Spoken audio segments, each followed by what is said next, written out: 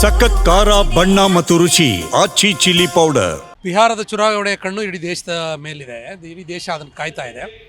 ಈಗಾಗಲೇ ಎಕ್ಸಿಟ್ ಪೋಲ್ಗಳು ಬಂದಿದ್ದಾವೆ. ಹಿಂದೆಲ್ಲ ಎಕ್ಸಿಟ್ ಪೋಲ್ಗಳ ವಿರುದ್ಧವಾಗಿಯೇ ಜನಾಭಿಪ್ರಾಯ ಬಂದಿರೋದನ್ನು ಕೂಡ ಈ ದೇಶದಲ್ಲಿ ನಾವು ನೋಡಿದ್ದೀವಿ.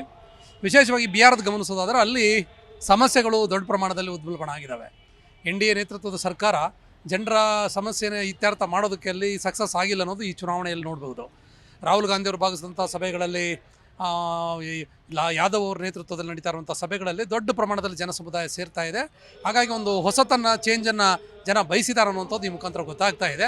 ಅಲ್ಲಿ ನಿರುದ್ಯೋಗ ಜಾಸ್ತಿ ಆಗಿದೆ, ರೈತರ ಸಮಸ್ಯೆಗಳು ಜಾಸ್ತಿ ಆಗಿದ್ದಾವೆ, ಸ್ಥಳೀಯರನ್ನ ಸರಿಯಾಗಿ ನಡೆಸ್ಕೊಳ್ತಾ ಇಲ್ಲ ಅನ್ನುವಂಥ ಪ್ರಶ್ನೆಗಳು ಈ ಚುನಾವಣೆಯಲ್ಲಿ ಬಂದಿರೋದ್ರಿಂದ NDAಗೆ ಈ ಚುನಾವಣೆಯಲ್ಲಿ ಹಿನ್ನಡೆ ಆಗ್ಬೋದು ಅಂತ ಅನಿಸುತ್ತೆ. ನಿತೀಶು ಮತ್ತು BJPಯ ನೇತೃತ್ವದ ಸರ್ಕಾರ ಇಷ್ಟು ವರ್ಷಗಳ ಕಾಲ ಆಡಳಿತ ನಡೆದಿದೆ. ದೊಡ್ಡ ಪ್ರಮಾಣದಲ್ಲಿ ವಲಸೆ ಬರ್ತಾರೆ. ನೋಡಿ, ನಮ್ಮ ಕರ್ನಾಟಕಕ್ಕೆ ದೊಡ್ಡ ಸಂಖ್ಯೆನೆಲ್ಲ ಜನ ಬಂದು ಇಲ್ಲಿ ಕೆಲಸಕ್ಕೆ ಯಾಕೆ ಬರ್ತಾರೆ? ಅಲ್ಲಿ ಕೆಲಸ ಸಿಗಲ್ಲ, ಆ ಕೆಲಸ ಅಲ್ಲಿ ಸಿಗಲ್ಲ ಅಂತ ಇಲ್ಲಿಗೆ ಬರ್ತಾ ಇದ್ದಾರೆ. ಅಂದರೆ ಅಲ್ಲಿ ಜನರಿಗೆ ಅಲ್ಲಿ ಉದ್ಯೋಗ ಕೊಡೋದಕ್ಕೆ ಅವರು ಫೇಲ್ಯೂರ್ ಆಗಿದ್ದಾರೆ. ಮತ್ತು ನಾಗರಿಕ ಸೌಲಭ್ಯಗಳಿಲ್ಲ.